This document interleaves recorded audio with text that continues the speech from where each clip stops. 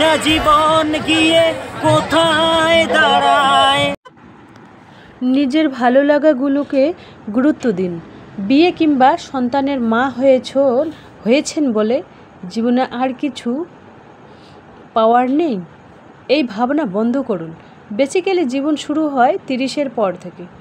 তখন হয়তো দু একটা সাদা চুল মাঝে মধ্যে উকি দেয়, চোখের কোণায় দাগ সার্কেল পড়তে শুরু করে, কর্মক্লান্ত চেহারা।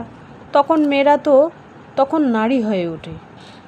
কে আর দেখবে, কার জন্য সাজবো, এই মনোভাব বাদ দিন। মাসে 2-1 শখের নেলপলিশ পরুন। ধূসর ঠোঁটে বাইরে না বেরিয়ে পছন্দের লিপস্টিক লাগান। মাঝে মাঝে পার্লার ট্রিটমেন্ট করুন আপনার সাধ্যের মধ্যে। দিন শেষে খালি পড়া চোখে হালকা করে কাজল দিন। অকেশন ছাড়া 1-8 দিন পাট ভাঙা শাড়িটা পরুন। ক্ষতি কি? অত হিসাব করে কি জীবন হয়? সদ্য স্নান ছেড়ে উঠে কতদিন আয়নার সামনে কতদিন দাঁড়াননি বলুন তো? একটু দাঁড়ান, নিজেকে দেখুন।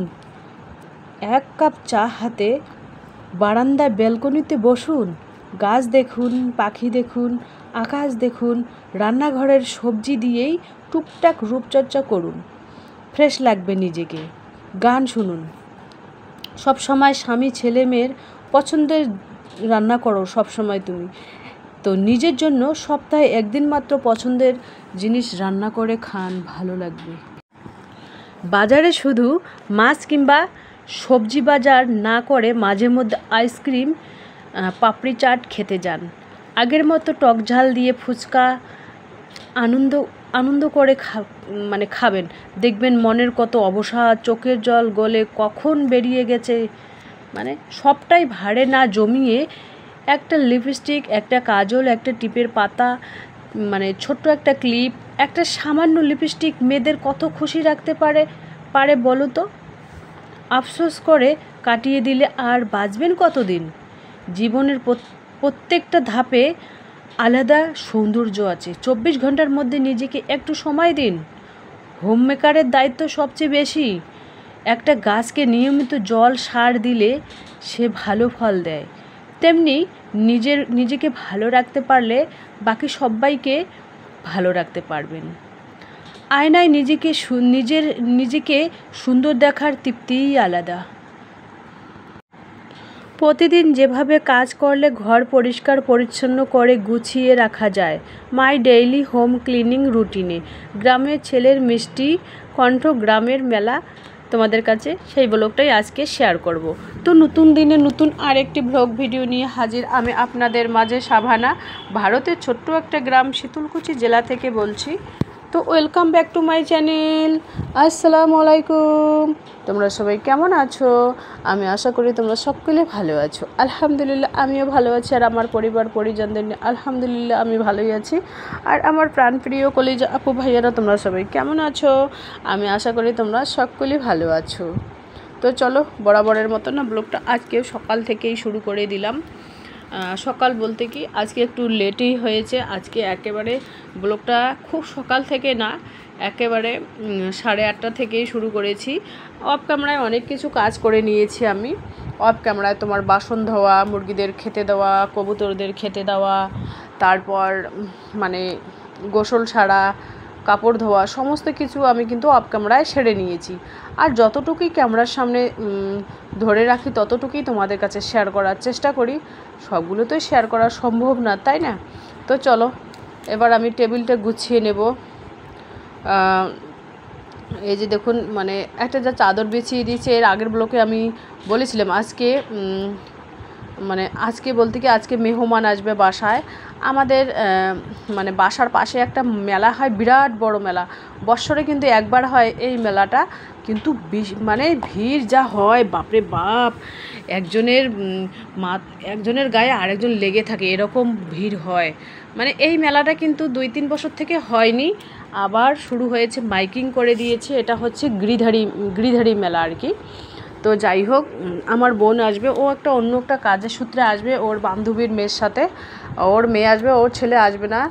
আর যাই হোক, ওর সাথে আমিও যাব, আমার ভাইয়ের বউ যাবে, সবাই একসাথে যাব আর কি। তো যতটুকুই পাচ্ছি ততটুকুই তোমাদের কাছে আর কি শেয়ার করব। সবাইকে তো দেখাতে পারবো না, মানে যাকে যাকে ছোট ছোট বাচ্চাদের দেখানো যায় সে মানে সেইটুকুই আর কি তোমাদের কাছে শেয়ার করব। আর যেহেতু আমার ডেইলি ব্লগ বিকাল 4টে প্রত্যেকদিনই আমার ব্লগ আসে, তো সেই জন্য আমি মানে যতটুকুই পারি আমার সংসারের পরিপাটি কাজ তোমাদের কাছে শেয়ার করার চেষ্টা করি আর কি। তো প্রতিদিন যেভাবে কাজ করলে ঘর পরিষ্কার পরিচ্ছন্ন করে গুছিয়ে রাখা যায়, মাই ডেইলি হোম ক্লিনিং রুটিনে গ্রামের ছেলের মিষ্টি কণ্ঠ গ্রামের মেলা, সেই ব্লগটাই আজকে তোমাদের কাছে আমি শেয়ার করব। তো এই যে দেখতেই পাচ্ছেন, এবার আমি টেবিলটা একটু গুছিয়ে নেব। মানে গোছানো হয় কিন্তু মানে ছোট বাচ্চা থাকলে কিন্তু মানে তাড়াতাড়ি মানে অগোছালো হয়ে যায়।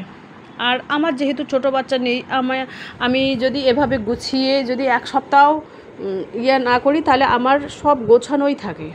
মাঝে মধ্যে ওই ছেলে একটু অগোছালো করে দেয়, এই কারণে ওই যে ওখানে মোবাইল চার্জে লাগায়, তো সেই কারণে আর কি তো মানে অগোছালো হয়ে যায়। আর আমার দেখুন, আমার সাদামাটা জিনিস যতটুকুই আমি পারি সে ততটুকুই আমি শেয়ার করার চেষ্টা করি। আমার অত আর কি আমার রুমে অত দামি দামি আসবাবপত্র নেই।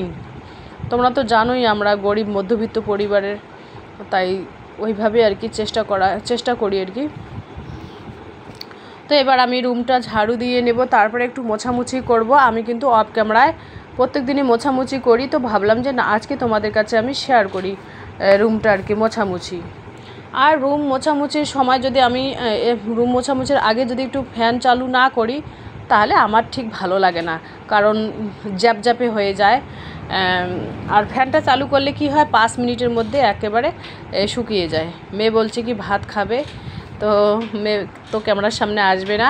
ও আর কি আজকে ওর ফাইনাল পরীক্ষা চলছে, একটা আর কি পরশুদিন দিয়েছে, আর একটা আর কি আজকে হলো। 2টোর সময় শুরু হয়েছে পরীক্ষা, 5টায় 15 মিনিটে না 10 মিনিটে শেষ হয়ে গেছে। তো বলছে ভাত খাবো, আমি বললাম ঠিক আছে বেড়ে নিয়ে খাও তুমি। তো এই যে দেখুন, এবার আমি ডিমগুলো গুছিয়ে রাখবো, মুরগির ডিমগুলো গুছিয়ে রাখবো। ডেলিভারির জন্য আজকে মানে কয়েক হালা ডিম দিয়েছি, 8 হালা ডিম দিয়েছি, এখনও কিছুটা বাকি আছে। তো এই দেখতে পাচ্ছেন ডিমগুলো আমি এক এক করে এভাবে আর কি গুছিয়ে ওই ট্রের মধ্যে রাখবো। এই ট্রেগুলো না আমি ওই মুরগির ফার্মের দাদাটার কাছ থেকে নিয়ে এসেছি, কারণ এই ডিমগুলো যদি আমি ওইভাবে রাখি তাহলে কিন্তু অত ফাটার মানে ভেঙে ফেলার অত চান্স থাকে না। ওই জন্য আমি ওইগুলো ট্রে নিয়ে আসি, চাইলে আমাকে দিয়ে দেয়। তো মেয়ে বলছে কি যেন বলছে, ওর সাথে আর কি আলাপ করতেছি আমি। তো আবার ছেলেও মেলা বাড়িতে যাবে, কারণ এই মেলাটা না মানে মাছ মাংস যা আছে, রসুন পেঁয়াজ যা আছে, এভরিথিং নিয়ে বসে আর কি এই মেলাটাতে। একেবারে তোমার যা কিছু লাগে আর কি এই মেলাটাতে। তো এটা হচ্ছে আর কি মানে সন্ধ্যার আগ মুহূর্ত। তো মেয়ে বলছে কি ভাত খাবো, তো খাক। আর ওর খালামণিকে ফোন করলো, ওরা আর কি বাড়ি থেকে বেরিয়েছে, মনে হয় মাগরিবের নামাজের পর আসবে। কারণ ওই দেখতেই পাচ্ছেন জায়নামাজ বিছানায় আর কি পাতানোই আছে। আমি কিন্তু বেশিরভাগ আর কি বিছানায় নামাজ পড়ি, এই কারণে আমার যে ফ্যানটা আছে সেই ফ্যানটা না বিছানার ঠিক মাথার উপরে দাঁড়ানো যায় না। আমি কিন্তু বিছানায় সব সময় পড়ি না, মানে যেদিন দেখবো যে মশা খুব, মানে কোন সময় নামাজ আমি বিছানায় পড়ি জানো, যখন দেখি লাইট চলে গেল, অন্ধকার, মশা, তখন আমি কিন্তু মেঝেতে পড়ি না নামাজ। আর যখন দেখবো যে লাইট আছে, ফ্যান আছে, তখন কিন্তু আমি এই মেঝেতেই পড়ি। ওই জন্য আমি এই মেঝেটা সবসময় মোছামুছি করি। আর এশারের নামাজ কিন্তু আমি বিছানায় পড়ি, এই কারণে মশারি ফেলে আমি নামাজ পড়ি মশারির ভেতরে, কারণ সেই মশা গরমের সময় মশার উপদ্রব বেশি হয়। আর ফজরের নামাজ আমি ওই মেঝেতেই পড়ি। ফজরের নামাজ তো 4 রাকাত নামাজ তাড়াতাড়ি হয়ে যায়। ফজরের নামাজ, আসরের নামাজ, জোহরের নামাজ, আমি এইগুলো নামাজ কিন্তু মেঝেতেই পড়ি। আর বাদবাকি এশারের নামাজ আর বেশিরভাগ মাগরিবের নামাজ সন্ধ্যার সময় কিন্তু কারেন্ট চলে যায়, তখনই আর কি আমি বিছানায় পড়ি।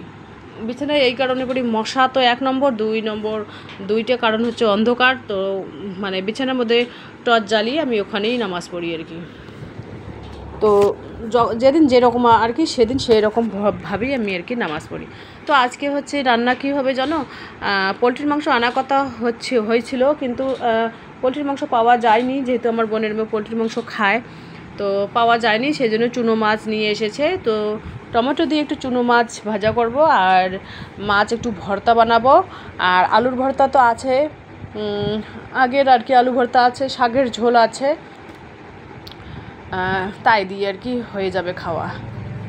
মানে সকালে রান্না করেছিলাম সিদ্ধ ভাত, মানে আলুর ভর্তা টমেটো দিয়ে করেছিলাম, মানে সকালে বলতে কি রান্না করতে করতেই ওই 11টা সাড়ে 11টা বেজে গেছে, ওটিকে সকালই বলা হয়। তো যাই হোক, এইভাবে রান্না করে রেখে দিলে দুপুরও হয়ে যাবে, রাতেও হয়ে যাবে। না রাতে বলতে কি যদি মেহমান আসে, মেহমান তো আসবে পাক্কা, আর যদি বাঁচে তাহলে রাতে রান্না করতে হবে না, আর যদি না বাঁচে তাহলে রাতে ওই ডিম সিদ্ধ আলু সিদ্ধ করে নেব, তাহলেই হয়ে যাবে। তো এই যে দেখুন, আমি দুঃখের বিষয়, কষ্টের বিষয়, আজকে একটা কথা বলতে বাধ্য। এই ফ্রিজটা আমি বিক্রি করে দিলাম, ডিপ ফ্রিজ যেহেতু এটা, আমি এটা বিক্রি করে দিলাম 13,000 টাকা টোটাল। যাই হোক, মেয়ে বলছে কি ওইটা বিক্রি করে দাও, আর ছেলের আব্বাও আর কি দাম ঠিক করে দিল। তারপর আর কিছু ভর্তি দিয়ে একটা ঘরের মধ্যে লম্বা ফ্রিজ নেব, ব্যবসার ক্ষেত্রে আর রাখবো না। এই দেখুন, মেহমান এসে গেছে অলরেডি বাসায়। তো আমার বোনের আর কি বান্ধবীর মেয়ে, আমার ভাইয়ের মেয়ে, ওরাও কিন্তু মেলা বাড়িতে যাবে, ওরাও সবাই রেডি হয়ে এসেছে। এই যে দেখুন, এখানে আমি লাল চা করে দিলাম বিস্কিট দিয়ে লাল চা করে দিলাম সবাইকে। আর এই যে দেখতে পাচ্ছেন তরমুজ নিয়ে এসেছে, তরমুজ কেটে দেবো সবাইকে। আর এখানে দেখুন সবাই মোবাইল ঘাটাঘাটি করতেছে। ছেলেমেয়েদের হাতে যদি মোবাইল দেওয়া হয় তাহলে কিন্তু অত করে না, মানে চিল্লা হাল্লা করে না। আর অলরেডি আমরা আর কি চা নাস্তা খেয়ে চলে আসলাম মেলাবাড়িতে। এটা কিন্তু গ্রামের মেলা, আমাদের এই গ্রামের মেলাটা কিন্তু বিশাল বড় একটা মেলা হয় বছরে একবার। তো এই যে দেখুন, চুড়ি পরতেছে আমার মেয়ে, আমার বোনের মেয়ে, ছোটো মানে আমার ভাইয়ের মেয়ে ছেলে, ওরা সবাই আর কি চুড়ি পরতেছে, চুড়ি পরবে ওরা আর কি। তো চুড়ি পরবে, মানে এইগুলো চুড়ি কিন্তু শখের জন্য, কাইচের চুড়িগুলো শখের মধ্যে সবাই পরে। তো আমি পরবো না, যেহেতু আমার হাজব্যান্ড ওই চুড়ির শব্দ পছন্দ করে না, সেই জন্য আমি চুড়ি পরি না আর কি। তো এই যে দেখতেই পাচ্ছেন অলরেডি আমার বোনের মেয়ে বসে গেছে চুড়ি পরার জন্য। মেয়ে ব্ল্যাক কালারের চুড়ি পরবে বলছে আর কি। তো চলো, ব্লগটা দেখতেই থাকো। ওরা আবার তাড়াতাড়ি বাসায় চলে যাবে, একেবারে টোটো রিজার্ভ করে বাসা থেকে বেরিয়েছে আমার বোন। তো আজকের ব্লগটা কীরকম লাগলো একটু কমেন্ট বক্সে লিখিয়ে দিও। তো চলো, আজকের ব্লগ এ পর্যন্তই, টাটা, আল্লাহ হাফেজ। আমার গ্রামের ছেলের মিষ্টি গলার কীরকম লাগছে একটু কমেন্ট বক্সে লিখিয়ে দিও। যা দেখে না পথে থাকি, যতই সুখ চাই ততই ব্যথা পাই, জানি না জীবন গিয়ে কোথায় দাঁড়ায়, এ জীবন কেন এত রং বদলায়, এ জীবন কেন এত রং বদলায়।